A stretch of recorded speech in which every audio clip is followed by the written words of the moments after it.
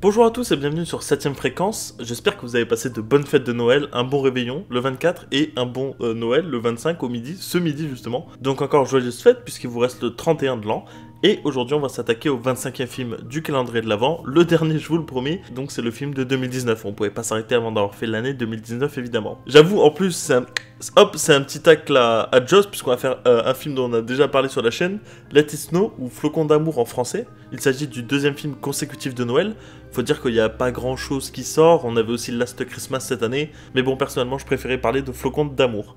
Au casting, on a Isabella Moner, nouvellement Isabella Merced, Kiernan Shipka, qu'on a vu dans les nouvelles aventures de Sabrina sur Netflix aussi, Odeya Rush, qui est assez connu. On a aussi Liv Uson, qu'on a vu dans Santa Clarita Diet. Enfin, on a Jacob Batalon, qu'on a vu dans Spider-Man Homecoming et Spider-Man Far From Home. Alors, comment vous résumer ça? La veille de Noël, une tempête de neige bouleverse la vie et le futur d'un groupe de lycéens, lorsque des liens inattendus d'amour et d'amitié se créent dans des conditions exceptionnelles.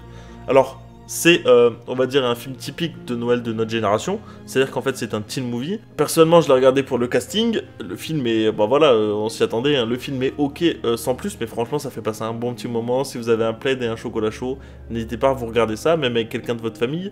Par contre, attention, c'est un film d'amour, donc pas de bêtises. Le film est sorti le 8 novembre 2019, peut-être un petit peu en avance du coup. Mais j'ai l'impression que entre ça et les chroniques de Noël qu'on a eu juste avant, Netflix n'hésite pas à sortir des... Netflix essaie de trouver un petit peu son catalogue film de Noël chaque année. Puis écoutez, peut-être qu'un jour on aura un bon film bien qualitatif, mais en attendant, on reste sur des films basiques, une comédie romantique, dramatique entre guillemets, sur l'amour et sur Noël. Donc, si vous l'avez vu, n'hésitez pas à me dire ce que vous en avez pensé en commentaire, et puis si vous ne l'avez pas vu, dites-nous si vous allez le voir. Merci beaucoup, encore de bonnes fêtes à tous, et on se dit à bientôt sur 7ème fréquence, c'était Anto, ciao.